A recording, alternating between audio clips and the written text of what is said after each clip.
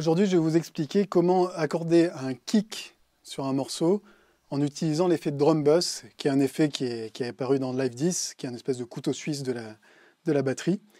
Donc j'ai préparé une petite séquence assez simple, où il y a juste une pattern de batterie et des accords, donc des pads.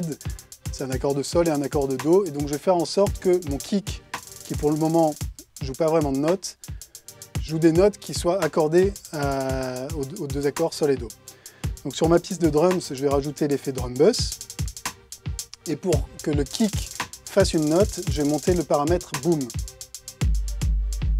Donc pour ceux qui ont un casque ou qui écoutent ça sur des vraies enceintes, ils vont entendre qu'il y a une note qui est apparue. Et cette note, on peut l'accorder en tournant le bouton FREC juste en dessous. Et on voit ici que le paramètre en bas montre la note la plus proche. Donc par exemple, là je suis à A0, c'est-à-dire le La. Si le petit moins indique qu'on n'est pas vraiment pile sur A0. Pour y être, on clique dessus. Et donc là, la fréquence s'ajuste pour être sur une note qui est une vraie note qui existe. Donc nous, ce qu'on veut, c'est avoir Sol et Do. Donc je regarde les fréquences de Sol. De G0, c'est 49 Hz. Et Do, c'est 65,4. Je vais me remettre sur Sol. Là, je vais faire un clic droit. Donc l'idée, ça va être pour que cette note suive les accords, je vais faire une automation sur le paramètre. Je fais un clic droit et je clique sur Afficher automation. Et ça m'amène donc dans la fenêtre du clip, là où il y a les notes qui sont jouées.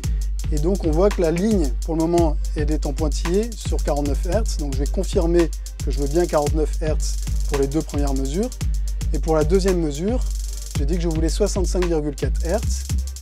Donc pour éditer la valeur précisément, sur la nouvelle version 10.1, on peut faire un clic droit et cliquer sur éditer valeur, ce qui permet de taper la valeur avec le clavier. Donc j'ai dit 65,4.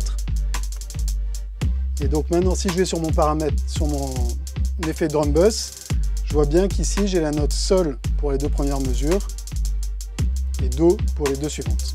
Et voilà, mon kick maintenant joue une note qui est en fonction des deux accords. Je pourrais, si je voulais, appliquer cet effet aussi sur d'autres instruments. On n'est pas obligé de faire ça sur une batterie. Je peux faire ça sur la basse par exemple. Donc j'ai une ligne de basse que je vais lancer à la fin du cycle.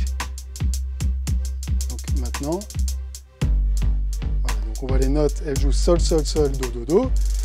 Si maintenant je veux renforcer un peu le bas de cette basse, je rajoute un effet drum bus.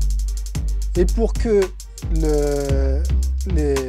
la fréquence joue exactement les notes, ce coup-ci je ne vais pas faire une automation. Je vais utiliser un plugin Max4Live, qui est un plugin gratuit qu'on trouve sur max4live.com, qui s'appelle Drum Bus Key Tracker. Je vous mettrai les références en bas dans la vidéo. Et donc ce plugin, ce qu'il fait, c'est qu'il détecte les notes qui sont jouées. Et ensuite, il suffit de mapper ce bouton-là sur le paramètre qu'on veut moduler, en l'occurrence la fréquence du drum bus. Et donc, je vais mettre la basse en solo. Si je désactive le drum bus, c'est le son de la basse. Si je l'active, on entend toutes les basses fréquences, tout le sub qui est apporté. Voilà, j'espère que vous saurez appliquer ce petit trick dans vos propres compositions et je vous donne rendez-vous bientôt pour une nouvelle vidéo.